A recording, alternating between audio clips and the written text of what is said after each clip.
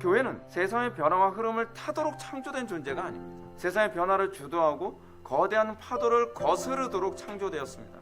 요즘에는 뭐가 트렌드다? 우리는 이 시대에 어떻게 해야 살아남는다? 왜 살아남으려고 합니까? 기독교 신앙은 살아남는 게 아니라니까요. 죽기까지 따르오리, 이것이 성경이 가르치는 것 아니겠습니까?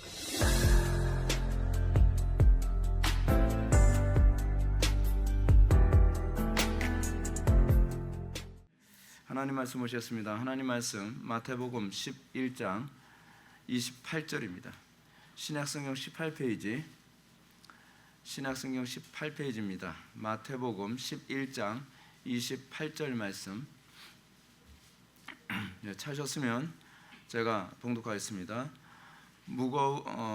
수고하고 무거운 짐진 자들아, 다 내게로 오라. 내가 너희를 쉬게 하리라. 아멘. 우리가 이번에 성경과 정치 오늘 10번째 강의가 되었습니다. 제3장 정부에 관한 성경적 원칙, 이 세 번째를 살펴보겠는데요. 정치가 궁극적으로 목표라는 바가 무엇인가 했을 때 우리가 이 오늘 성경 구절에서 이제 본 것처럼 무거운 짐을 덜어내게 하는 데에 중요한 요소가 있다는 것을 좀 기억하셨으면 좋겠습니다. 제가 왜 이런 말씀을 드리냐면, 오늘날 정치를 하는 사람들, 정치를 한다고 했을 때 저는 이 정치에 관한 문제를 국가 정치뿐만 아니라 가정도 하나의 정치의 일환이라고 생각하고, 좀 더 넓은 관점에서 봤을 때, 그리고 교회도 그렇다라고 말씀드릴 수 있고 총회도 그렇다라고 할 수 있습니다. 그래서 교단 정치라는 얘기가 나옵니다. 총회 정치, 정치라는 단어를 사용하면 좀 굉장히 우리가 좀 불편하고 어색하게 들리긴 하는데, 정치라는 것 자체가, 이것 자체가 잘못된 것이 아니라 정치를 탐욕스럽게 잘못하는 게 문제죠. 그러니까 정치를 하는 데 있어서 궁극적으로 지도자들의 목표라는 것은 내가 국민들을 대표해서, 또는 더 신학적으로 얘기한다면 하나님의 영광을 위해서 내가 짐을 지는 겁니다. 정치를 하는 것은 사실은 굉장히 부담스러운 일입니다.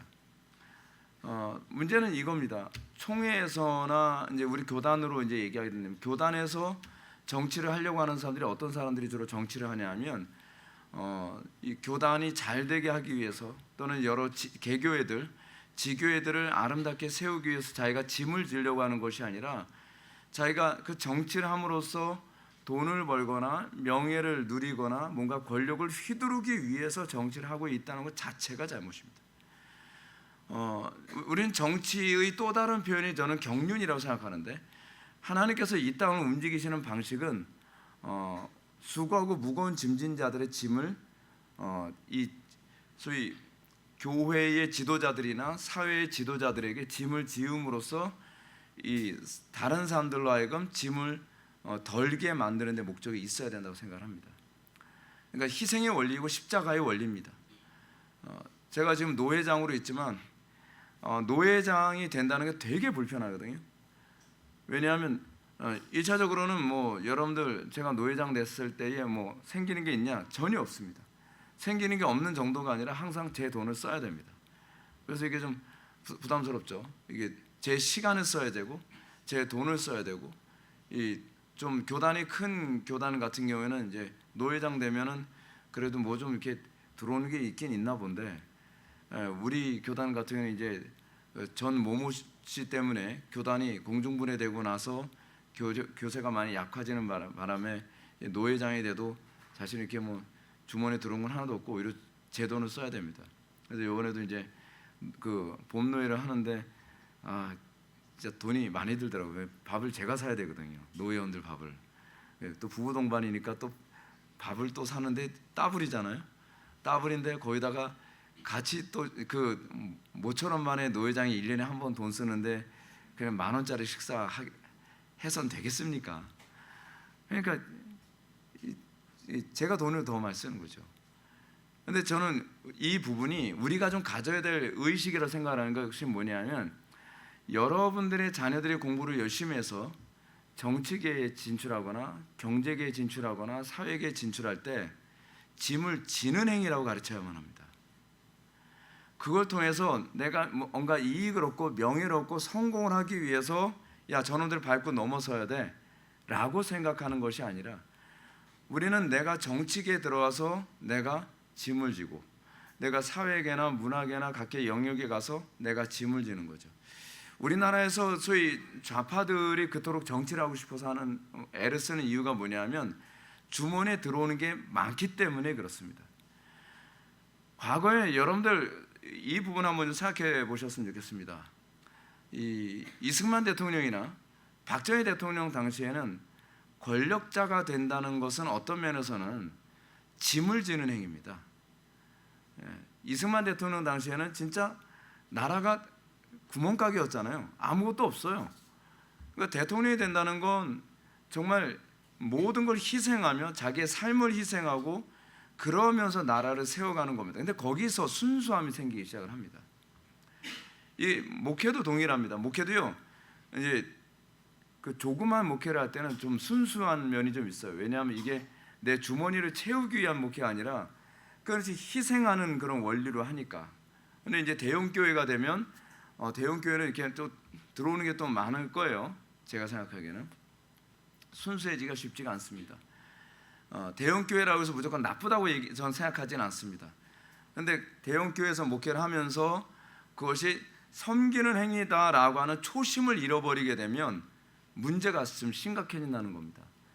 목회를 하면서도 개척 때는 좀 그런데 좀 더 교회 규모가 커지고 사회적으로 네임밸류가 좀 더 좋아지고 그럴 경우에 점점 내가 섬기는 자로서의 목회자인가 그렇지 않으면 섬김을 받기 위한 목회자인가라고 하는 이 부분에 대한 정체성이 흔들리면 그때서 타락하게 되는 거죠.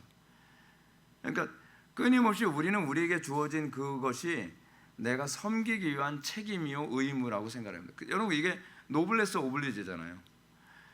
더 많이 가질수록 부담스러워야만 합니다. 왜냐하면 더 많이 갈수록 더 많이 섬겨야 돼요. 더 높이 올라갈수록 더 많이 짐을 더 많이 져야 돼요. 그러니까 저는 개인적으로 제가 여러분한테 그런 얘기 많이 하잖아요. 저는 교회 커지는 거에 대해서 별로 크게 관심이 없다고요. 왜냐하면 교회가 커지면 커질수록 그만큼 섬겨야 될 대상, 짐을 져야 될 것이 점점 커져가거든요. 그러니까 되게 부담스럽죠. 되게 부담스럽습니다. 자, 오늘 우리가 이제 봐야 될 것이 이제 지난 시간에 이어서 알파벳 E 부분입니다. 시민은 일부 경우를 제외하고 정부에 순응하며 국법을 따라야 한다. 이게 제가 왜 하나님께서 전도사 시절에 저를 이렇게 훈련을 많이 시켰나라고 하는 걸 제가 이제 이해하게 되는 게 이 부분입니다. 제가 부교육자 생활했던 교회들이 대부분요 굉장히 부당한 교회들이 거의 태반이었습니다.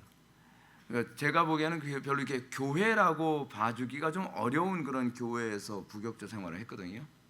그러니까 여러분 우리가 하나님의 섭리라고 하는 부분을 잘 보셔야만 합니다. 하나님께서는 저는 제 상식으로는 그렇게 생각했어요. 하나님 제가 복종할 만한 제가 존경할 만한 교회를 좀 보내주십시오. 뭐 좀 이상한 목사님 그 밑에 가서 진짜 존경심이 안 가는 목사님 밑에서 부교육자 생활한다는 게 얼마나 힘든지 여러분 아십니까? 맨날 명령을 하시는데 제가 가지고 있는 상식으로서는 그건 아닌데 왜 자꾸 저런 명령을 하실까? 근데 하나님께서 계속 그렇게 뺑뺑이를 계속 돌리시는 거예요. 왜 그럴까? 왜 그럴까? 왜 그럴까? 그래서 계속 질문을 던지고 고민을 하는데 고민하면서 알게 된 게 하나 있습니다. 그것이 뭐냐면 너는 다른 사람을 리더가 되기 전에 복종하는 법부터 배워야 돼 라고 하는 것을 하나님께서 저한테 훈련을 시킨 것 같아요. 그러면서 제가 이제 고민을 한 것이 복종할 수 있는 영역과 복종해서는 안 되는 영역을 이제 나누게 됩니다. 그걸 제가 이제 다른 말로 본질과 비본질이라고 제가 말씀드리죠. 본질에 해당하는 부분, 이 뒤에서 우리가 보게 되면 이게 이제 두 번째거든요. 시민 정부의 불복종이 할 때는 언제인가? 저는 이 부분에 대해서 선이 굉장히 선명한 편이에요. 저는요. 근데 문제는 첫 번째 우리가 살펴봐야 될 것이 뭐냐면 우리는 복종해야 된다는 겁니다. 정부에 대해서. 근데 정부가 마음에 안 들어요. 자, 예를 한번 들어봅시다. 우리가 원치 않은 당이 또는 우리가 원치 않은 권력자가 정권을 잡았어요. 권력을 잡았단 말이에요. 그때 우리는 복종해야 됩니까? 여기서부터 우리가 시작을 하는 거죠. 담임 목사님이 내가 마음에 들지가 않아요. 제가 부교육자 생활하면서 진짜 상식 이해하고 진짜 비성경적이고 그래요. 근데 저한테 이런 거래라 저런 거래라 막 명령을 하시는데 제 상식적으로는 납득이 안 돼요. 근데 비본질적인 거예요. 그럴 때 제가 내렸던 것은 하나님께서 저한테 저분을 통해 명령을 하시는 것이라고 생각을 하고 무조건 복종이에요. 마치 아무 생각 없는 전도사인 것처럼. 그러니까 담임 목사님 입장, 저는 여러분들이 제가 부교육자 생활을 했을 때 어떻게 담임 목사님들이 보셨을까 생각을 할지 모르겠는데 담임 목사님들이 저를 볼 때에 저에 대한 인식은 뭐였냐면 본질적인 부분에 있어서는 말 더럽게 안 듣는 전도사. 근데 비본질적인 부분에 있어서는 마치 생각 없이 복종하는 전도사. 이게 제가 부교육자 생활할 때 저의 모습입니다. 생각이 없어서가 아니라 자기를 부인하는 거예요. 막 한 번은 막 그런 것도 막 시키는 거예요. 막 그 교인들 앞에서 뭐 앞치마하고 뭐 머리에다가 뭐 이렇게 그 셰프 같은 모자 쓰고서 어디서 막 이러고 있으라는 거예요. 진짜 기분 너무 나쁘죠. 전 그런 거 진짜 싫어하거든요. 제가요 어느 정도로 이런 걸 싫어하냐면 저는 주일학교 때 율동도 안 했던 사람이에요. 전 율동하는 거 자체가 싫은 거예요. 왜 앞에서 막 이러고 있는지 전 그게 이해가 안 돼요. 근데 율동도 싫어하는 저한테 막 전도사들 쭉 서가지고서 앞치마하고서 뭐 셰프 모자 쓰고 교인들 앞에서 우스갯거리 대라는 거예요. 기분 너무 마음에 안 들죠. 담임 목사님 왈 이렇게 얘기를 해요. 전도사는 교인들의 서비스를 위해서 존재한다는 거예요. 전 그거 동의 못 하거든요. 저는 교인들의 서비스를 위해서 존재하는 사람이 아니라 하나님의 말씀을 대원하기 위해서 그 교회에 왔다고 저는 생각을 했거든요. 근데 제 생각과 관계없이 비본질적인 건데 담임 목사님이 시키면 오케이 무조건 순종하는 거예요. 굉장히 기분이 나쁘지만 왜요? 자 보십시오. 1번 시민 정부의 지배를 받아야 할 일반적 책무. 하나님께서 각 나라의 악을 저지하고 선을 행하기 위해 정부를 세우셨기 때문에 시민들은 일반적으로 정부에 복종하고 국가의 법을 준수해야 한다. 바울은 이렇게 썼다. 각 사람은 위에 있는 권세들에게 복종하라. 권세는 하나님으로부터 나지 않음이 없나니 모든 권세는 다 하나님께서 정하신 바라. 그러므로 권세를 거스린 자는 하나님의 명을 거스림이니 거스린 자는 심판을 자취하리라. 여러분 여기서 뭘 발견합니까? 질서입니다. 비본질적인 부분에서 마음에 들지 않아도 복종하는 이유는 뭐냐면 질서를 지키는 것이 하나님의 명령이기 때문에 그렇습니다. 그 비본질적인 그 명령 자체는 마음에 안 들지만 그 질서를 지키는 것이 하나님의 명령이라고 저는 판단했기 때문이에요. 그래서 그 명령, 그 질서를 지킴으로 여러분 이 부분은 가정 안에서도 동일하게 적용되어집니다. 가정 안에서 남편과 아내의 관계 안에서요. 제발 여러분들 오해하지 마시고 들었으면 좋겠는데 남편이 요구하는 문제에 관해서 하나님께서 정하신 질서가 남편이 가정의 머리이고 교회에서는 담임 목사님이 그 머리의 역할을 한다고 하면은 그것이 비본질적인 것이라고 얘기한다면 그냥 바보 같을 정도로 여러분 그냥 복종하세요. 왜냐하면 질서를 지키는 것이 하나님의 명령이기 때문에 그래요. 그 명령을 따르는 게 하나님의 명령이 아니라 질서를 지키는 것이 하나님의 명령이기 때문에 그렇습니다. 그 안에서 우리가 뭘 배우는 거냐면 하나님을 존중하는 법을 배우는 거예요. 근데 저는 하나님께서 계속 그걸 저울질하시고 너 그래도 내가 정한 저는 납득이 안 가는 게 뭐냐면 왜 저런 분들에게 권위를 주셔서 내가 복종을 해야 되지라고 하는 거였어요. 그렇잖아요. 근데 하나님께서는 넌 뭔가 착각을 하고 있는데 너는 그 사람한테 복종하는 것이 아니라 그 사람한테 권위를 준 하나님을 존중하는 법을 배우는 거야 라고 하는 거죠. 근데 그래서 저는 그 담임 목사님에게 복종하는 것을 통해 하나님께서 정하신 질서에 복종하는 법을 터득하기 시작하는 거예요. 그걸 통해서 하나님께서는 계속 저울질하신 거예요. 네가 이래도 내 명령에 복종하고 네가 이래도 내가 정한 질서에 대해서 네가 감사할 수 있냐, 인정할 수 있느냐.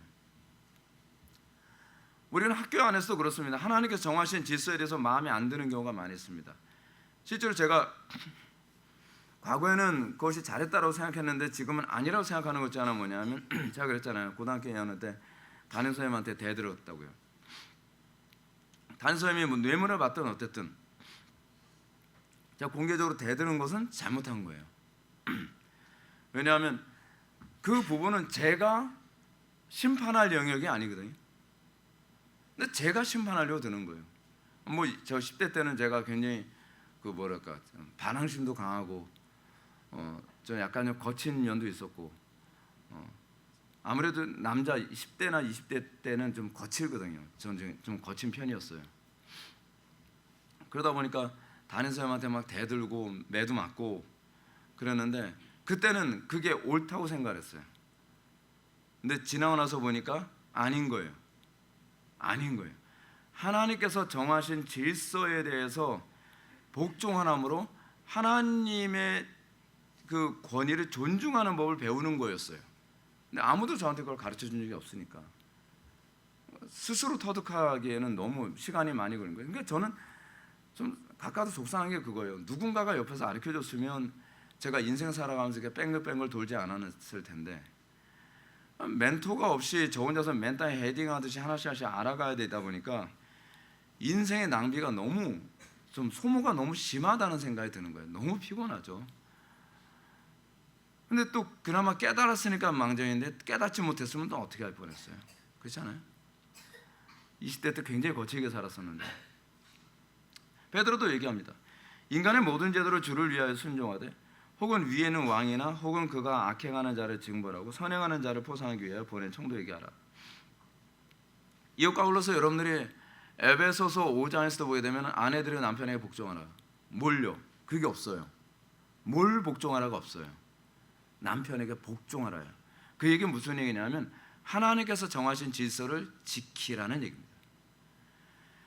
하나님께서 정하신 질서를 지키는 법을 배우지 않으면 하나님께서 우리 편에서 싸워주질 않으십니다. 하나님은 질서의 하나님이시거든요. 그래서 저는 오늘날 한국 사회 안에 가장 치명적인 문제 중에 하나는 뭐냐면 가정의 질서가 무너진 거라고 저는 생각을 합니다. 가정 안에서 아내들이 특히 이제 페미니즘이 굉장히 많이 이렇게 보편화되어진 이 사회 안에서 여러분들은 난 페미니즘 별로 영향 안 받을 것이다라고 안 받았을 것이다라고 생각했지 모르지만 우리는 은연중에 페미니즘의 영향을 어느 정도 받고 있습니다. 그래서 하나님께서 정하신 질서에 대해서 저항하는 것이 마치 영웅인 것처럼 그것이 똑똑한 것처럼 인식을 하는데 그렇지 않습니다. 그렇지 않습니다. 우리는 그것에 대해서 우리가 하나님의 권위를 존중하기 위해 복종하는 법을 배워야 됩니다. 거기에 아름다움이 있습니다. 거기에. 그래서 복종에 대한 심판이 세상 정부의 권위에 위임됐다는 점은 세상 권세가 요구하는 복종이 하나님의 뜻의 반영이라는 사실을 보여줍니다. 세상 권세가 하나님의 뜻에 대한 반영입니다. 때로는 납득되지 않는 방식으로 하나님께서는 당신의 권세를 우리에게 반영시키기도 하시거든요. 예수님만 보십시오. 예수님께서 가이사의 권세를 따르셨습니다. 그죠? 제가 요한복음 19장 11절 말씀을 제가 그 영어 본문을 제가 이렇게 번역해가면서 제가 말씀드렸었잖아요. 가이사의 권세에 복종했어요. 근데 그 가이사가 억울하게 예수님을 십자가에 못 박고 있는 상황이거든요. 근데 예수님께서 뭐라고 말씀하시죠? 하나님께서 당신에게 이 권위를 부여하지 않았으면 당신이 나를 이렇게 지배하지 못한다라고 말씀하시는 거예요.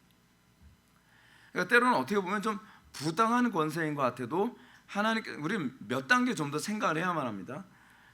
부당한 권세 같은데 그것조차도 하나님께서는 하나님의 뜻을 이루기 위해 사용하신다는 겁니다. 근데 제가 여러분들 오해하지 마십시오. 비본질적인 부분에 대한 부분을 얘기하는 겁니다. 본질적인 부분을 복종해서는 안 돼요. 또 다른 예를 한번 들어볼게요. 여러분 운전하다 보면 정부에서 만든 도로교통법 중에서 진짜 황당한 거 되게 많거든요. 황당한 교통법 굉장히 많습니다. 정부에서 만든 여러분 그러니까 요번에 이제 황당한 또 이거 법이라고 해야 되나? 지방자치제에서 요번에 부산에서 새로운 거 또 하나 뭐 시행한다고 나온 거 여러분 알고 계십니까? 연애하면 50만 원 준다. 남녀 커플 연애한다고 그 얘기하면 50만 원 주겠다는 거예요. 그리고 결혼한다 그러면 결혼 지참금, 결혼 그 지원금으로 뭐 얼마를 준다 그랬더라? 뭐 몇백만 원 준다 했던가? 뭐 1,000만 원 준다. 뭐 그런 얘기. 그리고 애를 낳으면 3,000만 원을 준다는 거예요. 그러니까 사람들이 댓글 대본에 딱 그러니까 제가 그걸 보면서 이 공무원들은 도대체 머리가 있는 인간들인가 없는 인간들인가 이해가 안 돼요. 아니 예를 들어서 돈 궁하면 다른 여자애나 또는 남자애 보고 사귀지도 않는데 우리 사귄다고 얘기하자. 그러면 50만 원 준대. 50만 원, 50만 원, 100만 원. 그 누구 돈? 우리 돈이잖아요. 그리고 나서 돈 궁하면 우리 결혼했다고 허위 신고하고 돈 받고. 그러니까 결혼을 허위 신고하도록 오히려 환경을 조성하는, 사람들을 거짓말하도록 만드는 거예요. 여러분 그런 부분에 대해서는 여러분들 어떻게 생각하나요? 그런 건 복종할 부분이 아니죠. 그런데 도로교통법 같은 경우에 비본질적인 건데 좀 교통이 우리를 되게 불편하게 만드는 그런 법 있잖아요. 그렇다면 복종하는 거예요. 아무 생각 없는 인간인 것처럼. 왜냐하면 그 불편하게 만드는 그 법을 통해서 하나님께서 우리에게 또한 말씀하시고자 하시는 게 있을 거라고 생각하는 거죠. 때로는요, 여러분들 어떤 하나님께서 부여하는 권세가 기형적으로 통치 행위를 할 때는요, 거기에는 우리에 대한 징계가 같이 맞물려 들어있는 경우가 많습니다. 근데 우리는 그러죠. 그 통치 행위에 대해서 단편에 또 예를 들게요. 담임 목사님이 아주 황당하게 목회하시는 목사님이 있어요. 좀 그런 게 여러 번 봤는데 그 황당하게 목회하시는 그 목사님을 데몬스트레이션 했다고 해서 해결되는 것이 아니라 하나님께서는 그 문제에 대해서 하나님께서 정하신 질서, 하나님이 정한 질서를 무시했다는 차원에서 하나님께서는 오히려 징계를 내주십니다. 근데 그것이 가정에서도 동일하게 일어나는 문제예요. 요즘 매 맞는 남편들도 있다는 거 여러분 얘기 들으셨죠? 그거 똑똑한 게 아닙니다. 그 여자는 어리석은 겁니다. 과거에 우리 어머니들 보게 되면은 참 어리석을 정도로 남편에게 복종을 했거든요. 근데 그 부분이 사실은요 성경적입니다. 그것 때문에 가정이 안정적으로 갔거든요. 그렇다고 해서 그 남편들이 잘했다는 얘기는 아닙니다. 근데 그 부분 하나는 우리가 옳다고 봐야 된다는 거예요. 근데 우리는 조금이라도 마음에 안 들면 남편은 남편 취급 안 하고 가정의 권위와 질서가 다 무너지고 막 그런단 말이에요. 그 나중에 그 피해는요 고스란히 아내한테 다 오고 자녀한테 다 옵니다. 하나님께서 정한 질서는, 이 질서는 사실은 조직의 생명입니다. 교회의 생명이기도 하고 가정의 생명이기도 하고 국가의 생명이기도 합니다. 그래서 하나님께서 요구하시는 복종 또는 그것이 비본질적인 부분에서 복종을 요구할 때는 하나님의 뜻의 반영이라고 믿고 우리는 순종하고 따라야만 합니다. 그래서 사소한 거 하나하나까지도 그 권위를 존중하는 법을 배워야 돼요. 누구 때문에? 하나님 때문에. 내 남편이 좀 마음에 안 들고 뭔가 좀 부족한 것 같아도 그 부분에 있어서 하나님께서 정하신 권위라고 하는 그 믿음으로 순종을 해야 돼요. 그 안에서 하나님께서는 당신을 존중하고 있다 그렇게 보시는 거죠. 네. 여러분 이 부분은 여러분들이 좀 불편하게 느끼시더라도 마음에 새기셔야 될 문제입니다. 두 번째로 시민 정부에 불순종해야 할 때는 언제입니까? 하나님께서는 정부에 순응하는 것이 하나님 자신의 명령에 불복종하는 것을 의미할 때 그러한 정부에 불순종하는 것에 대해 사람들의 책임을 묻지 않으신다. 이 원칙은 성경의 여러 부분에서 드러난다. 이 부분이 이제 이겁니다. 정부의 순응하는 것이 하나님 자신의 명령에 불순종하는 것, 이거는 비본질적인 것이 아니라 본질적인 부분에 해당하는 부분입니다. 본질적인 부분에서 하나님을 거역하도록 만드는 명령을 했을 때 그걸 거역하는 건 대단한 용기가 필요합니다. 비본질적인 것에 대해서 대항하는 것은 속된 말로 싸가지만 없어도 할 수 있는 일이지만, 이 본질적인 부분을 저항을 하는 건요, 사실은 모든 걸 다 내려놓을 각오를 해야만 저항을 할 수 있는 용기가 필요합니다. 제가 왜 이렇게 말씀드리냐면, 교회 안에서 교회 안에서나 또는 가정 안에서나 사회 안에서나 이 부분에 있어서 비본질적인 부분에 대해서 사람들이 저항하는 거에 대해서는 아주 버릇없이 저항을 하는데, 본질적인 것을 지켜내기 위해서 목숨 걸고 싸우는 사람은 별로 없다는 겁니다. 이번에 국회에서 이 청문회를 하면서 말이에요. 그 법사위원회에서 이제 청문회를 하면서 이 해병대 장성을 앉혀놓고 굉장히 모욕을 심하게 줬습니다. 모욕을 심하게 줬는데 그 문제는 무엇과 관련된 거냐면 국가의 질서와 관련된 겁니다. 그러니까 군 기강을 다 무너뜨리기 위해서 하는 거예요. 왜 군 장성들은 거기서 저항하지 않았는가? 대답 못합니다. 일어나세요. 못 일어납니다. 라고 왜 못했냔 말이에요. 그러니까 군 장성인데 그 해병대 2스타나 3스타 되게 되면 사실은 탑이거든요. 근데 그런 사람들한테 일어나세요. 그러니까 무슨 사병 일으키 세우듯이 일어났다가 나가세요. 그렇게 하면 안 된다는 거죠. 왜냐하면 그 사람들이 장성이라고 하는 그 위치는 해병대 전체를 지켜내기 위한 질서와 관련된, 생명과 관련된 부분이거든요. 그러니까 우리나라에서 지금 교육에 굉장히, 교회나 세상이나 동일한 게 뭐냐면 본질과 비본질을 잘 구분을 할 줄 몰라요. 진짜 지켜내야 될 부분에서는 생명 걸고 지켜내야 되는데, 지켜낼 필요도 없는 문제에 관해서는 사회를 아수라장으로 만들어 놓는, 이게 너무 많다는 거죠. 이게 너무 많은 거예요. 이런 비본질적인 부분에서는 모든 걸 내려놓으면서까지도 복종할 줄 아는 것이 되게 필요합니다. 그런데 본질적인 부분에 있어서는 때로는 생명을 걸고 싸워야 될 필요성도 있다는 거죠.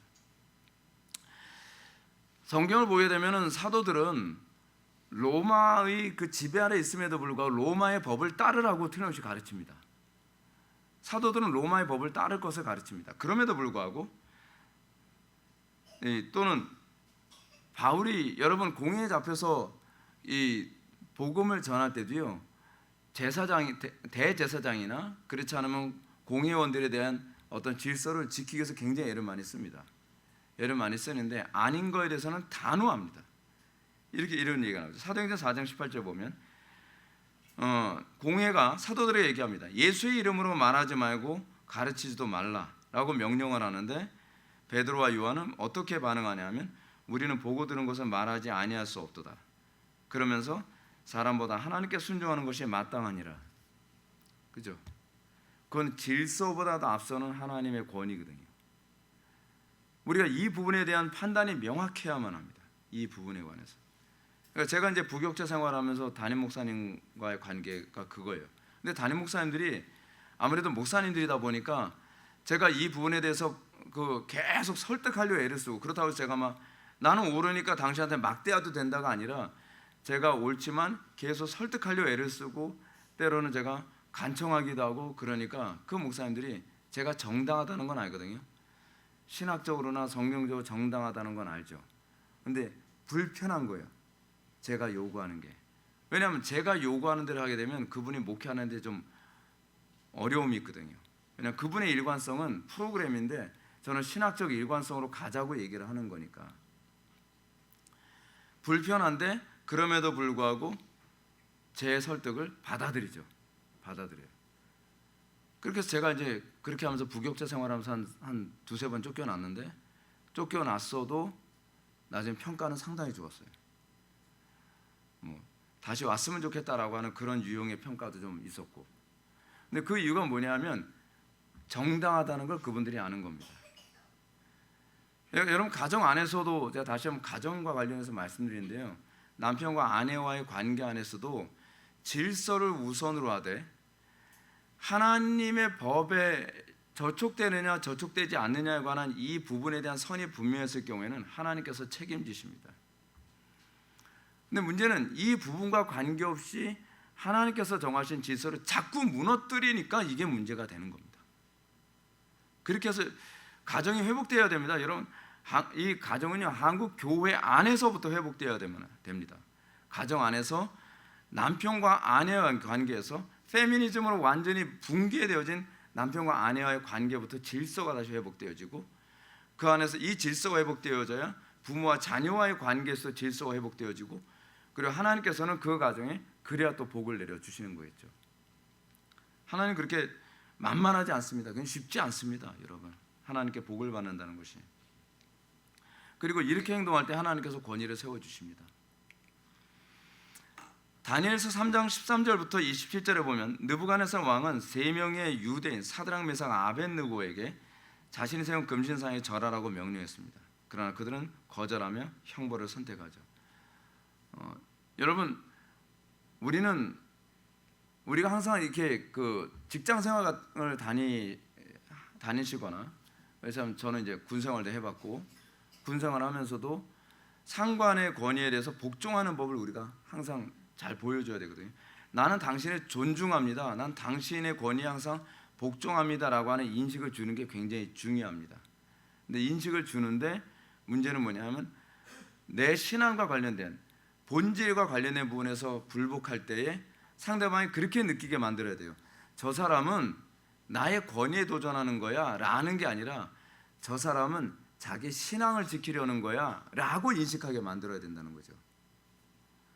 근데 문제는 사사건건 그 상사가 얘기한 또는 직장 상사나 그렇지 않으면 그 질서 안에서의 그 윗사람과의 관계 안에서 하나부터 열까지 제대로 복종도 안 하고 요령만 피고 그러면서 그런 거죠. 나 주일 성수해야 되는데 저 주일날 그 직장 못 나오는데요. 그럼 그것이 순수하게 신앙의 문제로 보이겠느냐는 거예요. 핑계로 보이는 거죠. 핑계로. 그러니까 주일날 일하기 싫으니까 저러는 건 아니겠느냐. 종교적 이기심으로 보이는 거죠. 그러니까 우리는 매사에 진짜 뱀처럼 지혜로워야만 합니다. 이런 부분에서 오해를 사지 않도록 해야 돼요. 다니엘이 왕의 명령에 대해서 다 복종합니다. 다 복종하는 사람이에요. 그러니까 다니엘의 이 총리 기간 동안에 다니엘도 그렇고 요셉도 그렇고 사드락 메삭 아벳느고 같은 사람들도 그렇고 하다못해 여러분 에스더 같은 여자도 그렇고요. 왕이 저 여자는 또는 저 사람들은 내 명령에 철저히 복종하고 성실하게 복종하는 사람이야. 근데 종교 문제만은 안 되더라고. 신앙 문제는 내가 건드려도 소용이 없더라고. 이런 인식이 박혀야 되는 거거든요. 근데 우리는 이런 부분에 관해서 선이 분명하지가 않은 게 문제인 거죠. 선이 분명해야만 합니다. 선이요. 그러니까 제가 부교육자 생활하면서도 그러니까 제가 여러분한테 이런 간증을 할 수 있는 것도 예를 들 수 있는 것도 제가 부교육자 생활에 있어서 이 선이 불분명하게 그냥 되는 대로 시간만 때우면서 제가 부교육자 생활을 한 것이 아니라 계속 고민하는 거예요. 그러니까 좀 고민하는 게 굉장히 중요합니다. 왜냐하면 다른 전사님도 다 그렇게 하니까 나도 그렇게 하는 거지 뭐. 저는 그렇게 생각하지 않았어요. 그러니까 저는 생각이 좀 남들하고 좀 다른 이유가 뭐냐면 저는 남들이 다 그런다고 해서 꼭 그래야 된다고 하는 고정관념이 없어요. 저의 고정관념은 항상 성경밖에 없거든요. 성경은 과연 어떻게 우리에게 요구하는가? 계속 고민하는 거예요. 계속 고민하는 거예요. 그러니까 모나다는 소리를 자꾸 듣죠. 근데 모나다는 소리를 듣는 게 그게 또 성경적이기도 해요. 왜냐하면 본질적인 부분, 결정적인 부분에 있어서는 아무리 담임 목사님이라 한다 할지라도 또 코로나 시즌은 아무리 정부가 명령하는 거라 한다 할지라도 저는 복종할 수 없는 거예요. 정부가 요구하는 것이 하나님의 명령을 따르는 것에 크게 지장이 없는 부분이라면 얼마든지 복종을 하죠. 근데 하나님의 명령을 따르는 것이 아니라고 한다면 프란시스 셰퍼가 그렇게 얘기하죠. 정부가 명령하는 것이 하나님을 대적하거나 하나님의 명령을 거역하게 하는 것이라고 한다면 이미 그 권위는 하나님으로부터 온 권위가 아니라 마귀로부터 온 권위다라고 그렇게 얘기하고 있는 거죠. 근데 그거는 남편과 아내와의 관계에서도 동일합니다. 또는 부모와 자녀와의 관계에서도 동일합니다.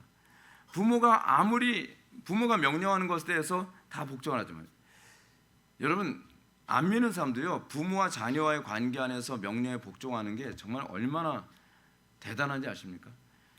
저희 그 둘째 삼촌 같은 경우는 진짜 굉장히 거친 사람이거든요. 그러니까 싸워서 져본 적이 없다는 분이에요. 이북에 살면서. 그래서 우리 외삼촌 이름만 나와도 그 동네가 다 할 정도예요. 근데 우리 외할아버지가 좀 한량이었어요. 돈 많고 돈 많고 그러면 그렇잖아요. 그 지역의 대지주 집안의 아들로 태어났으니까 얼마나 진짜 편하게 삽니까? 그러니까 맨날 우리 외할아버지 때문에 우리 외할머니가 마음고생 엄청 많이 하셨거든요. 속을 엄청 많이 썩으셨어요. 그 첩도 열어두시고 그러니까 스트레스를 많이 받으셨죠. 그런데 제가 우리 어머니한테 얘기 듣기로는 우리 둘째 삼촌은요 외할아버지가 그래도 한 번도 외할아버지 앞에서 표정 하나 이렇게 싫은 내색을 한 적이 없대요. 문 밖에서 그런 거죠.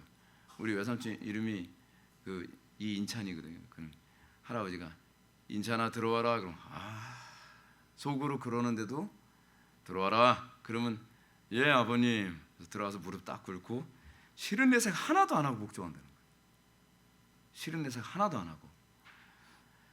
안 믿는 사람인데도 그래요. 안 믿는 사람인데도. 그러니까 부모와 자녀와의 관계 안에서도요 비본질적인 부분에 있어서는 그렇게 철저해야 될 필요성이 있다는 거예요. 자녀들아 부모에게 복종하라 철저히 가르쳐야만 합니다. 복종하지 않아도 되는 법은 없습니다.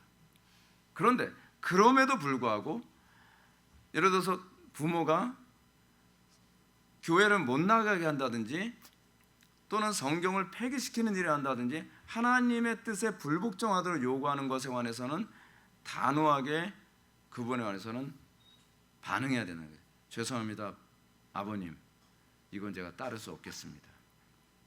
근데 그 문제가 가정 안에서 훈련된 사람이 직장 안에서도 그렇게 나올 수 있게 되고요 사회 안에서도 국가 안에서도 그런 태도를 견지할 수 있게 되는 거예요. 근데 저는 교회가 그래야 된다고 생각해요. 교회가. 근데 지금 한국 교회는 지금 정반대입니다. 그러니까 본질적인 부분은 다 무너지고 있는데 저항을 하나도 안 해요. 그렇잖아요. 근데 본질적인 부분에 대해서는 그렇게 무관심하고 태평한데 비본질적인 것 가지고서는 교회 안에서 얼마나 곳곳마다 문제가 많고 아수라장인지 모릅니다. 이게 굉장한 혼돈이죠. 굉장한 혼돈입니다. 자녀들을 어렸을 때서부터 본질과 비본질에 선명하게 이 부분을 인식하면서 가르치도록 만들어야 돼요. 여러분 그 산파들 보게 되면 파라오가 이집트 산파들에게 갓 태어난 히브리 남자 아기를 죽이라고 명령했을 때 그들은 불복종했고 하나님은 흥미로운 게 그 불순종을 축복하셨습니다. 이건 놀라운 거 아닌가요? 그 불순종을 하나님께 기뻐하시고 오히려 히브리 산파들 집안에 복을 주셨다라고 얘기하고 있는 거예요.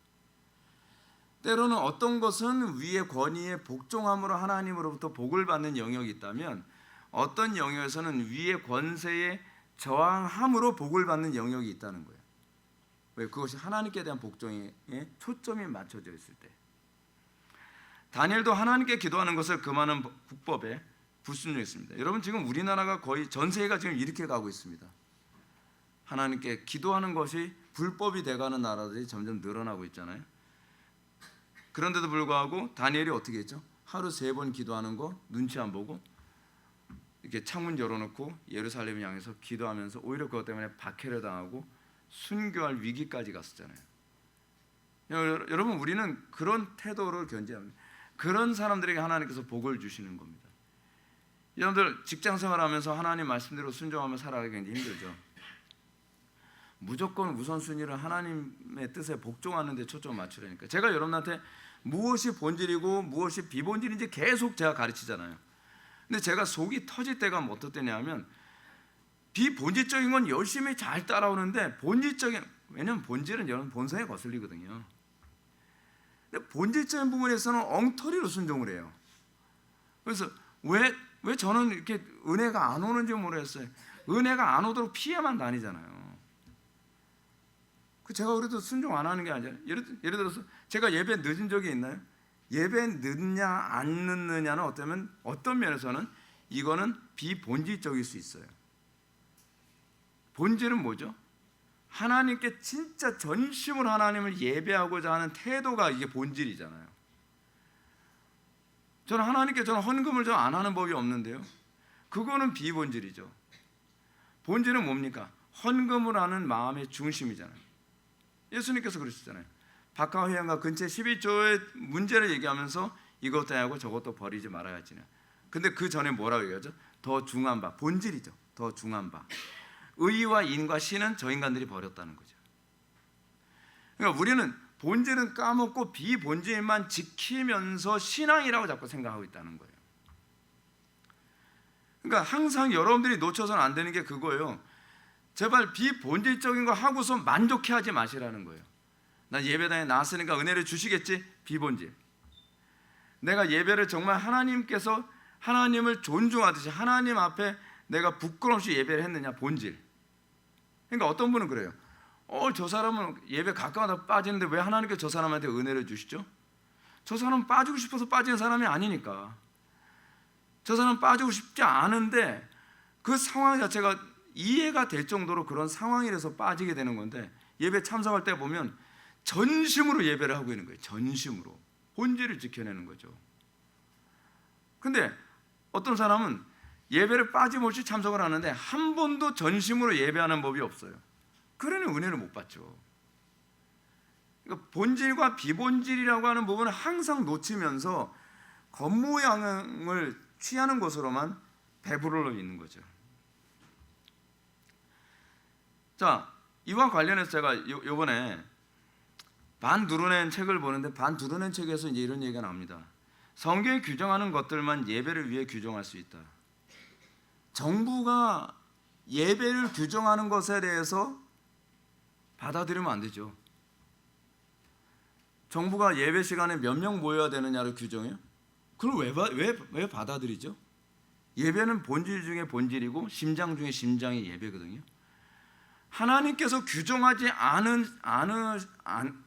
않으셨는데 정부가 딱 규정하면, 언제부터 이렇게 정부에게 복종을 잘했다고, 정부에서 수칙을 이렇게 했다, 정부 수칙을 이렇게 했으니까 거리를 이렇게 둬야 되고, 그리고 몇몇만 참석해야 되고, 뭐 어쩌고 저쩌고. 그럼 제가 이런 생각하는 거죠. 하나님 예배할 때 그렇게 철저하게 예배하는 마음 가진 적이 있었나요? 그럼 우리는 이런 거죠. 정부에서 이렇게 안 하면 우리를 혼내니까. 그럼 하나님께서 혼내셔야 그럼 이렇게 최선을 다해서 하나님을 예배할 겁니까? 이것부터가 틀린 거잖아요. 정부가 강압적으로 하고 안 하고를 떠나서, 하나님께서 우리를 강압적으로 하고 안 하고를 떠나서 우리 하나님을 사랑한다면 우리는 하나님 앞에 전심으로 예배하는 태도를 해야죠. 정부가 우리 어미하신 하나님을 예배하는데 자기네들이 수칙을 정하고 예배 시간을 정하고 막 이런 거 한단 말이에요. 동의 못하죠. 동의하는 거에서부터 이미 하나님 앞에서 징계를 받을 각오를 해야 되는 거죠. 지금 한국교회가 지금 거기서 지금 크게 지금 걸려 있는 거예요. 지금 되게 심각한 문제. 이게 본질인 줄 잘 몰라요 지금. 세 번째는 이겁니다. 기존 정부를 상대로 혁명이나 해방을 추구해야 할 때는 언제인가? 여러분, 여기서 제가 여러분한테 고정관념 하나 좀 깨뜨리고 싶은 게 하나 있어요. 여러분들 아마 학교 다닐 때나 뭐 보면은 쿠데타는 인정하면 안 된다 뭐 이런 걸 많이 들었잖아요. 여러분, 그렇지 않습니다. 민주적으로 정권을 교체해야만 그것이 하나님께서 하시는 것이라고 생각할 필요는 없습니다. 하나님께서 하시는 건요, 다양한 방식으로 하십니다. 권세를 바꾸는 것은요, 하나님께서 다양한 방식으로 할 수 있어요. 여러분 예를 들어서 대통령 암살이 되는 경우 하나님께서 허락하시지 않는 한 그 암살도 그렇게 마음대로 잘 안 됩니다. 하나님께서는 굉장히 다양한 방식으로 권력을 교체시키실 수 있어요. 근데 그 교체를 시키는 이유가 우리에게 복을 주시기 위해서 권력을 교체시킨 것이냐, 그렇다면 우리에게 징계하시기 위해서 교체를 시킨 것이냐가 이제 문제가 되는 거죠. 그거에 관해서 우리는 어떻게 반응해야 될 것인가를 고민하는 거죠. 자, 존 메가더는 이렇게 얘기합니다. 영국 정부에 반항하여 독립을 선언한 것은 로마서 13장 1절부터 7절의 분명한 가르침과 명령에 어긋나는 것이다 라고 주장했어요. 그러니까 존 메가더 목사님은, 이게 저는 이 부분에서 메가더 목사님이 판단을 잘못하셨다고 저는 생각을 하는데, 미국이 독립운동을 해서 독립을 쟁취한 것은 하나님의 명령에 어긋난 것이다 라고 이렇게 주장을 했어요. 이건 판단을 잘못한 거죠.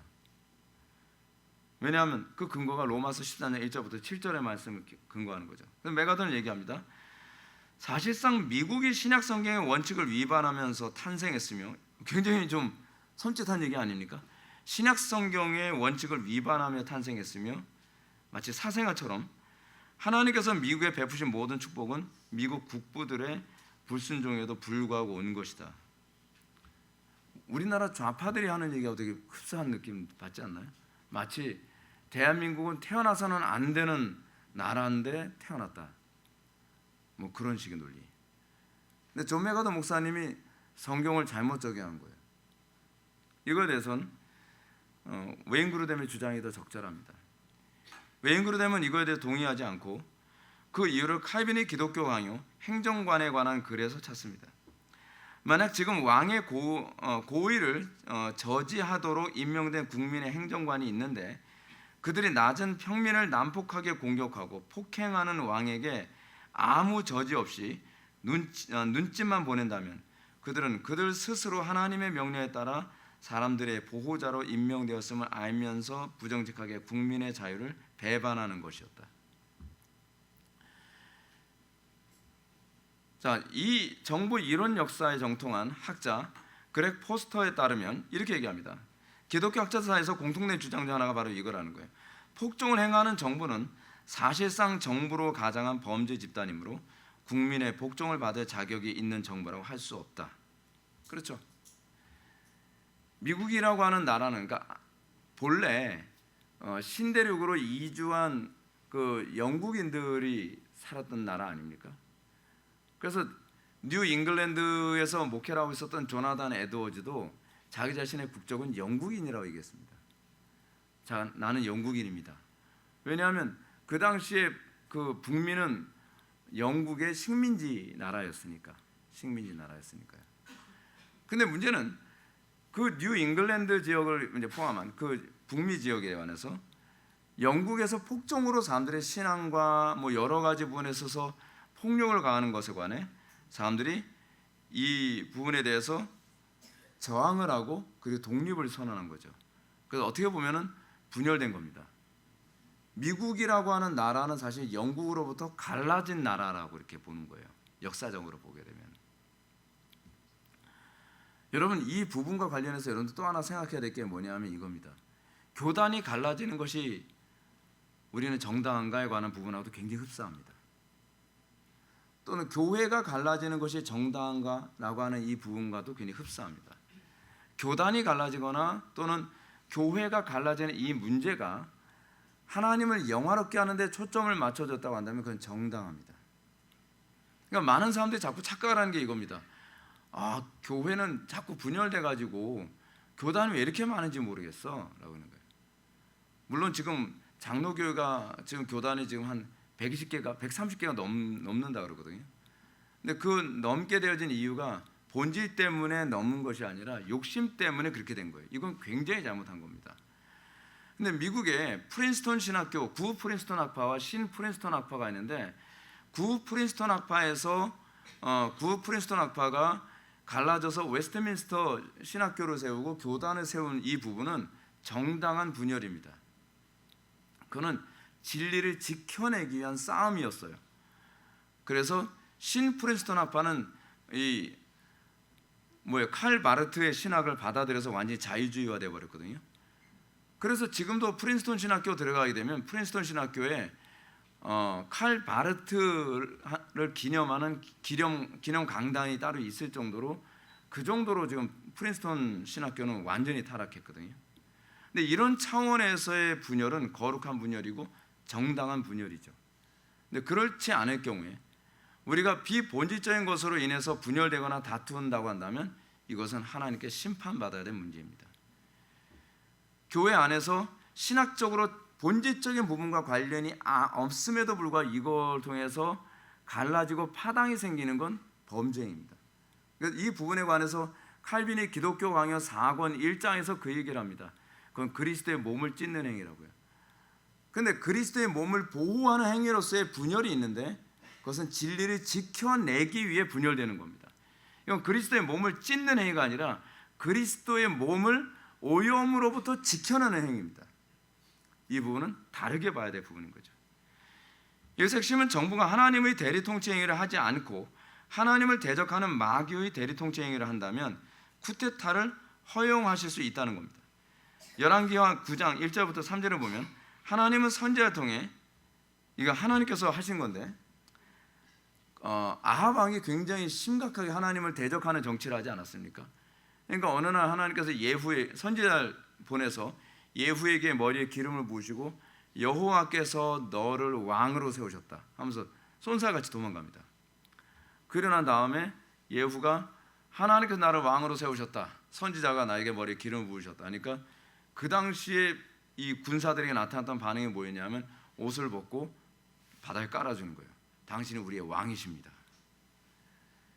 그러니까 왕의 권위가 어디에서 나온다고 보는 거예요? 하나님으로부터 오는 거라고 보는 거예요. 그 왕 자체에게서 있는 게 아니고.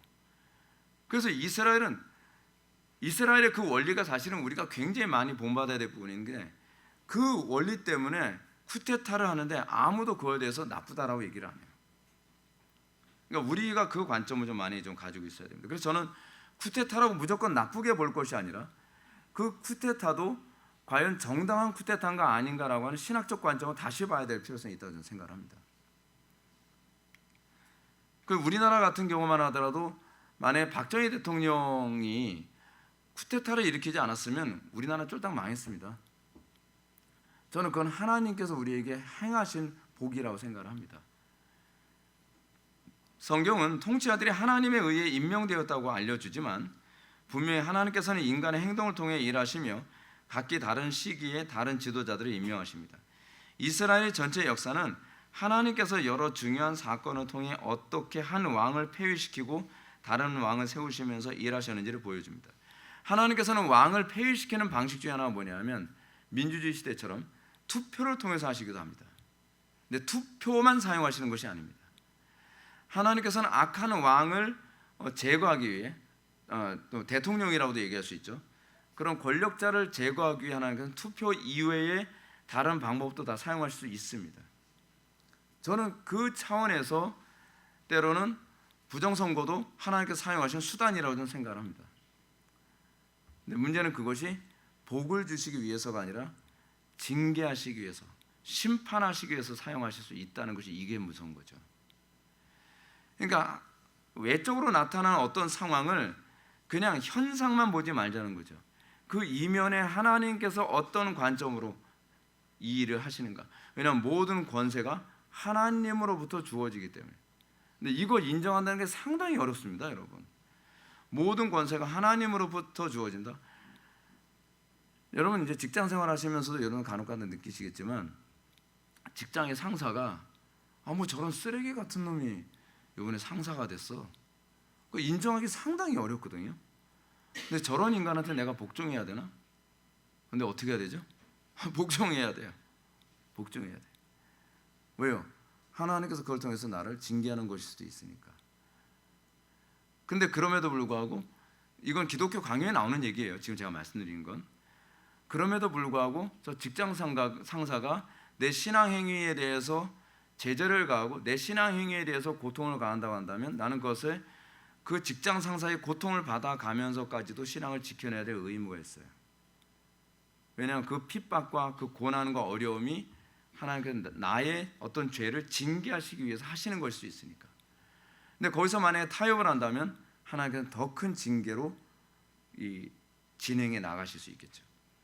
근데 그 징계를 달게 받음으로 오히려 그때는 정말 저 인간 왜 안 없어지나 하는데 하나님께서 알아서 다른 더 좋은 사람으로 그 자리를 세우든지 그렇지 않으면 그 사람을 그 위치로 올리시는 일도 생기죠. 하나님의 뜻을 따른다는 것이 다 굉장한 인내가 필요합니다. 하나님의 뜻을 따른다는 것이 굉장한 통찰이 필요합니다. 근데 우리는 통찰 너무 없잖아요. 그냥 생각나는 대로 감정 내키는 대로 눈에 보이는 대로 하잖아요. 그러지 말자는 거죠. 그리스도인들은요 굉장히 사려가 깊은 사람들입니다. 그리스도인들은 세상을 바라보고 해석하는 방식이 세상 사람들하고 다릅니다. 우리는 철학적으로 바라보는 것이 아니라 하나님의 안목에서 바라보기 때문에 해석이 다릅니다. 신약성경에서 한 저자는 믿음으로 나라들을 이긴 구약의 영웅들에 대해 이야기하기도 합니다. 이는 그들이 군사적 행동을 통해 정부를 무너뜨리고 다른 통치 세력을 세웠다는 의미입니다. 근데 이게 믿음으로 된 것일 수도 있다니까요. 신약에서는 그 얘기까지 다루는 거예요. 신약에서는요. F. 정부는 인간의 자유를 보장해야 된다. 한 나라의 자유의 보장은 그 사람들 각자의 판단에 따라 하나님께 순종할지 불순종할지 또는 하나님을 섬길지 섬기지 않을지 선택할 자유를 주는 것이기 때문에 가장 중요합니다. 성경은 개인의 행동을 선택할 인간 자유와 그에 따르는 책임에 높은 가치를 일관적으로 부여합니다. 여러분, 자유는 하나님으로부터 주어지는 거라는 거 알고 계십니까? 기독교가 없을 때는요 자유는 존재하지 않았습니다. 이 자유, 우리는 너무 자유가 익숙해가지고 옛날부터 자유는 누구한테나 다 주어지는 것처럼 생각했죠. 아니요, 자유는요 옛날부터 그냥 왕이나 귀족들 외에는 없는 겁니다. 우리 같은 평민 같은 사람들에게는요 자유는 우리하고 아무 상관없는 단어예요. 과거에 우리나라뿐만 아니라 외국에서도 그렇죠. 뭐 거주 이전의 자유가 있었는지 아십니까? 없었어요. 여기서 저기로 이동하는 것도 다 허락을 맡아야 됐단 말이에요. 근데 그 자유가 우리에게 주어졌는데 그 자유는 신적인 겁니다. 하나님께서 얘기하시는 것이 이거죠. 하나님께서 그런 권력자의 권력을 왜 주셨는가? 자유를 그들에게 보장하고 지켜주기 위해서입니다. 목회자에게 왜 목회자라고 하는 권위를 부여해 주셨을까요? 저는 똑같다고 생각합니다. 여러분들의 영적인 자유를 지켜내기 위해서입니다. 저는 여러분들이 어떻게 하든지 영적인 자유를 뺏기지 않도록 계속적으로 여러분들에게 가르치고 권면하고 훈련하고 기도시키고, 그래서 여러분들이 그 자유를 누리는 법을 알도록 만들어주는 것, 저는 그것이 목회자가 해야 될 일이라고 생각합니다. 근데 여러분들이 자녀를 키워봐서 아시겠지만 사람들은 본성적으로요 자유보다 노예 생활을 좋아합니다. 게임기에 노예로 사는 걸 좋아하고, 또는 어디 놀러 다니는 거에 노예 생활하는 걸 좋아하고, 또는 사람들 같은 거 그렇잖아요. 술 마시는 거에 노예로 살기를 좋아하고 쾌락의 노예로 살기를 좋아하죠. 그런데 자유는 그렇게 쉽게 주어지지 않거든요. 부모가 자녀들한테 하는 게 뭡니까? 게임하지 마, 뭐 하지 마, 뭐 하지 마. 그런데 율법이 하지 마잖아요. 근데 그 하지 마라고 하는 그 말은요 부모에게 노예 노릇 하라는 얘기가 아니라 그런 것들에 노예 생활을 하지 말라고 하는 거거든요. 근데 그렇게 안 들린다는 게 문제예요. 그렇게 안 들리죠.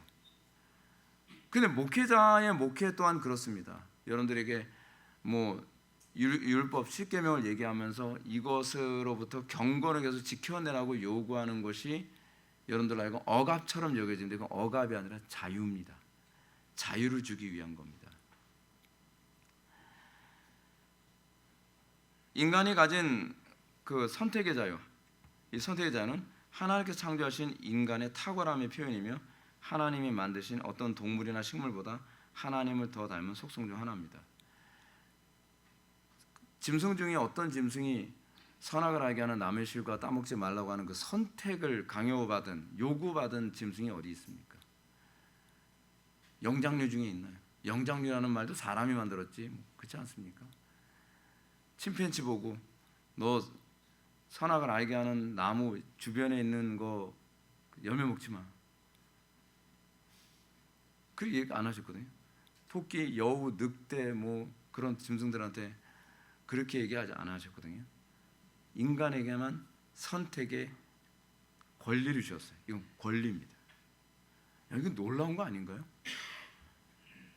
근데 이 선택의 권리, 이 자유를 주신 거에 관해서 어떻게 얘기하죠?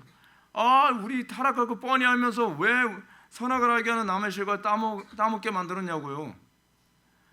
아니, 자유를 줘도 불만이야.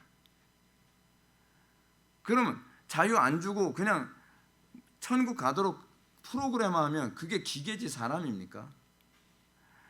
하나님께서 우리에게 자유라고 하는 걸 주시기 위해서 그렇게 하신 것인데 자유를 주니까 또 불만인 거예요.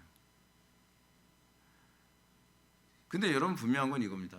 자유에는 항상 책임이 따릅니다.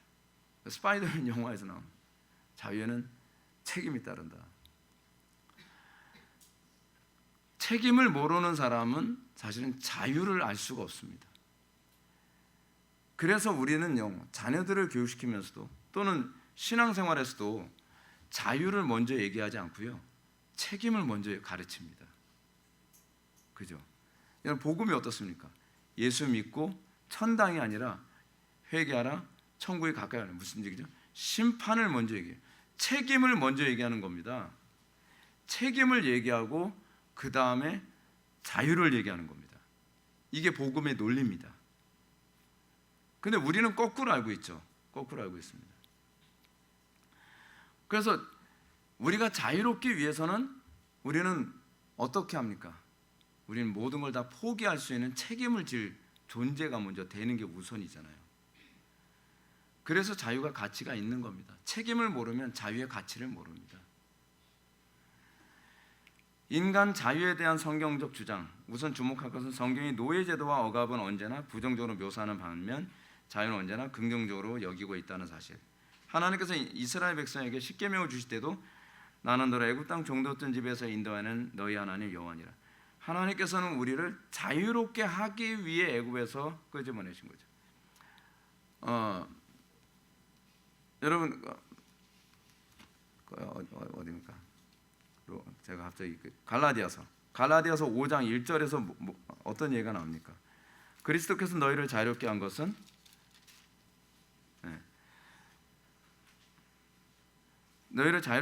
그리스도께서 우리를 자유롭게 하려고 자유를 주셨으니 그러므로 굳건하게 서서 다시는 종의 멍에를 매지 말라.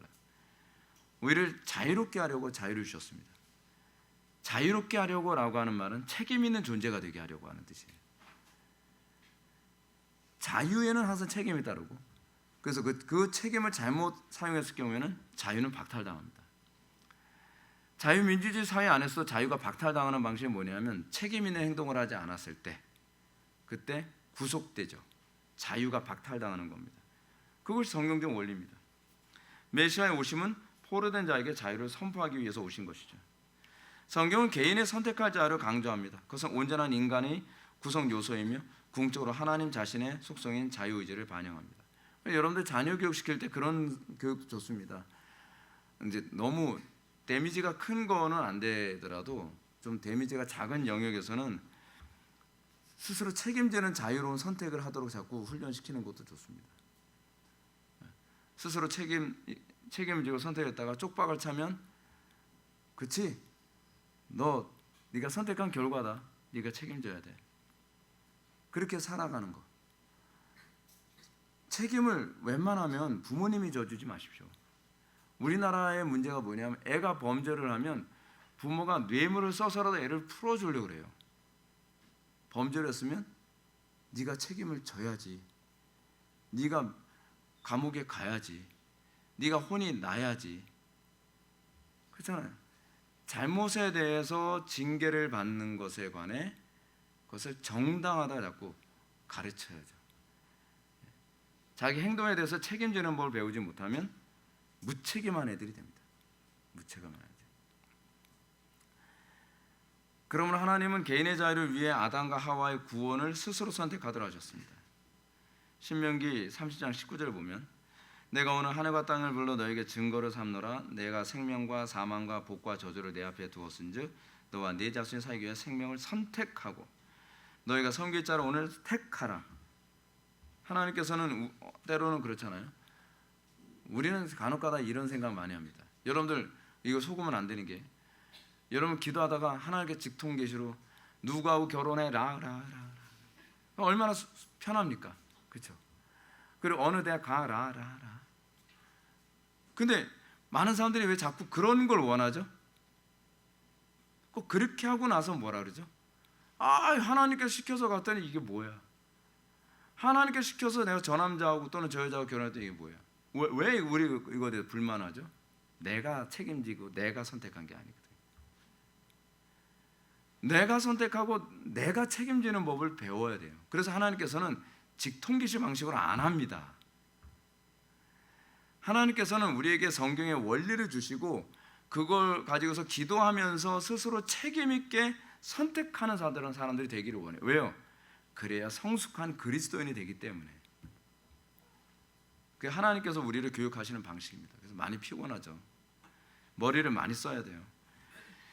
창세기 시작부터 요한계시록의 마지막 장까지 성경 전반에 걸쳐 하나님은 인간의 자유와 선택을 존중하시고 보호하신다는 것을 보여줍니다. 자유는 인류에게 필수적인 구성 요소입니다. 국민의 자유를 심각하게 부정하는 정부는 국민에게 매우 끔찍한 비인간적인 영향력을 행사하는 것이죠. 그래서 여러분들이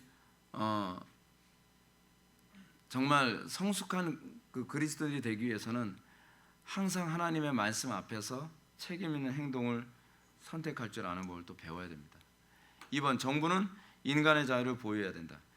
따라서 정부가 인간의 기본적인 자유를 보호하여 사람들이 최선이라고 생각하는 바에 따라 스스로 시간과 자원을 사용하는 수단을 결정할 많은 자유를 허용할 때 하나님께서는 기뻐하신다. 시민 정부는 인간의 어떤 자유를 보호해야 할까? 미국 헌법이 보호하는 기본 자유는 종교의 자유, 표현의 자유, 언론의 자유, 집회의 자유, 정부에 청원할 수 있는 자유입니다. 이게 수정헌법 1조에 나오는 얘기거든요. 그런데 이 자유가 있는데 자꾸 이 자유를 스스로 포기해요. 지금 이게 되게 심각한 문제입니다. 자유가 거저 주어지는 거라고, 또는 자유가 누가 지켜주는 거라 자꾸 생각을 하는 거예요. 아니요, 자유는 우리가 스스로 지키는 겁니다. 그래서 이것과 관련해서 봐야 될 부분이 이거는 무기. 미국의 권리장전에 언급된 다른 자유는 무기를 보유하고 휴대할 수 있는 권리, 불합리한 검색과 압류로부터 신체, 가혹, 서류 및 소지품을 안전하게 보호할 수 있는 권리 등입니다. 미국에서 여러분 그 총기를 소유할 수 있는 자유가 주어진 게 이게 굉장히 상징적인 겁니다. 저도 미국에서 왜 총기 소유를 이렇게 합법적으로 허용을 하지? 라고 생각을 했었어요. 근데 제가 미국에 왔더니 미국의 그 장로님이 그런 얘기 하시더라고요. 목사님 그게 미국의 정신을 이해하지 못하면 잘 모릅니다. 그래요. 미국에서 총기 소유할 수 있는 자유는 사실 민주당에서 허용하는 것이 아니라 공화당 쪽에서 이거 허용하는 거거든요. 이걸 지켜내야 돼요. 왜냐하면 총기를 허용할 수 있는 자유는 내가 지키는 것이다라고 하는 스피릿을 가지고 있어서 그래요. 우리가 목숨 걸고 싸워서라도 자유는 내가 지키는 것이다. 정부가 만약에 우리의 자유를 구속한다고 한다면 우리는 이것을 투쟁해서라도 우리는 지켜낸다. 그래서 스피릿을 뺏기 위해서 민주당에서는 총기 소유를 어찌하지 못하게 만들어 잡고 애를 쓰는 거예요. 우리에겐 여러분 이런 스피릿이 있나요? 우리에게 주어진 자유를 지켜내기 어떤 대가라도 치를 준비가 되어 있는, 생명이라도 대가를 치를 준비가 되어 있는가? 인간의 자유를 보호하기 위한 이런 장치들은 시민과 정부가 어쩔 수 없이, 그리고 그렇게 할 필요성이 상당할 경우에만 인간의 자유를 제한하는 데 동의해야 함을 의미합니다. 삶의 모든 측면을 통제하는 전체주의 정부, 몇몇 이슬람 국가나 북한의 경우는 인간의 자유와 자유의 가치를 고도로 강조하는 성경의 가르침과 어긋납니다. 이슬람 국가는 전체주의죠. 네. 북한하고 똑같습니다. 왜냐하면 둘 다 종교 집단이기 때문에 그래요. 세 번째, 자유 제한은 어느 정도 필요한가? 정부가 살인을 금지하여 다른 사람을 살해할 누군가의 자유를 제한하는 것처럼 여러분 살해를 할 자유는 없습니다. 자유라고 하는 것은 법 안에서의 자유지 법을 떠난 자유가 아닙니다. 법을 떠나면 그건 이미 자율이 되는 거죠. 필요에 따라 때로는 사람들이 잘못을 저지를 자유를 침해할 수 있습니다. 정부의 고속도로 속도 제한 규제는 개인이 원하는 속도로 운전할 수 있는 자유를 필연적으로 제한하죠. 그죠? 도로에서 속도를 내는 건 제한된 속도 안에서는 자유로운 거죠. 그렇죠? 그게 자유입니다. 고속도로에서 엑셀레터를 밟을 때 시속 110km 안쪽으로는 우리는 얼마든지 자유롭게 속도를 낼 수 있습니다. 110km를 내든 100km를 내든 90km를 내든 우리는 그건 자유롭게 자기가 선택할 수 있는 문제입니다. 근데 그 자유는 110km 안에까지만 자유롭지 그 밖으로는 제한된 거죠. 왜요? 그 이상의 속도를 내는 것이 때로는 다른 사람의 생명에 위협이 될 수 있는 문제이기 때문에 이 자유가 그러면 항상 이 자유는 뭐냐면 하나님과의 관계 안에서의 자유고 이웃과의 관계 안에서의 자유입니다. 내 자유가 하나님과의 관계에 문제를 일으키거나 이웃과의 관계 또는 이웃에게 선을 행하는 데에 문제를 일으킨다면 그것은 이미 자유가 아니라 악입니다. 그러니까 자유를 명분으로 한 악인 거예요. 그러니까 우리는 우리의 이 자유가 과연 하나님을 영화롭게 하는가? 이게 성경은 딱 분명합니다. 하나님을 영화롭게 하는 한도 내에서의 자유, 이웃에게 선을 행하는 한도에서의 자유예요. 근데 우리는 이 자유를 염두에 두지 않고 막말을 막 쏟아내면서 내가 말할 자유가 없나? 그럼 말할 자유가 거기에 해당하는 자유가 아니거든요. 그렇죠? 내가 막 악플을 막 달아가면서 내가 뭐 이런 거 표현할 자유도 없나? 아니요. 그럴 자유가 없어요. 왜요? 하나님께서 우리에게 허용하신 자유는 하나님을 영화롭게 하는 자유이고 이웃에게 사랑을 행하는 것으로서의 자유이기 때문에 그렇습니다.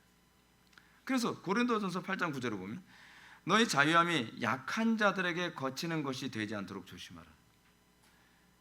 우리의 자유가 다른 사람을 실족시키는 것이 된다고 한다면 그 자유는 어떤 식으로 반응해야 되죠? 나 영원히 난 고기 안 먹겠다. 그렇죠? 영원히 고기 안 먹을 정도. 근데 그게 진짜 자유인의 모습이거든요.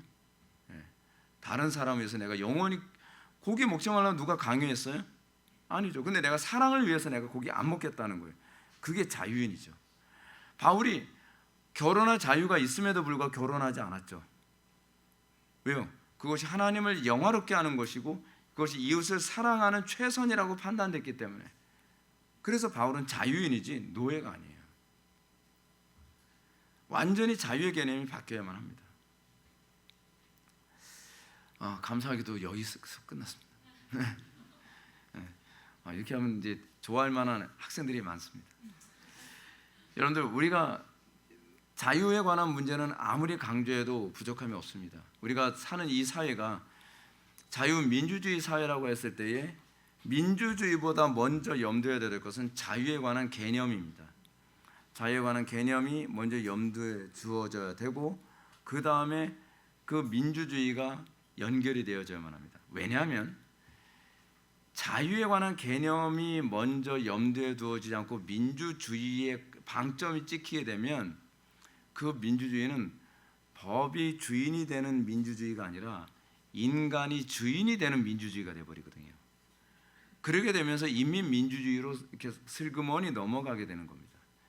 근데 이 자유가 하나님 사랑, 이웃 사랑, 성경적으로 따지면 그렇고요. 그리고 국가적으로 따졌을 때는 법이거든요. 이 자유는 법이라고 하는 범주 안에 제한되어진 자유입니다. 그래서 자유민주주의라고 하는 말은 바꿔서 얘기하면 뭐가 되는 거냐면 법민주주의입니다. 법이 민주주의를 규정하는 거예요. 마치 인민민주주의는 인민이 민주주의를 규정하는 것과 같습니다. 인민들이 모여서 목소리를 내면 그것이 주인이라고 생각하는 것이 인민민주주의 아닙니까? 그런데 자유민주주의는 법이 민주주의를 규정합니다. 그랬을 때 참된 민주주의가 무엇인지 우리가 분명히 인식할 수 있게 되는 거죠. 여기까지 여러분들 정리하시면 좋을 거라 생각합니다. 기도하시겠습니다. 사랑이 많으신 하나님, 우리가 사랑의 법 안에서 모든 것이 규정되어질 수 있기를 원합니다.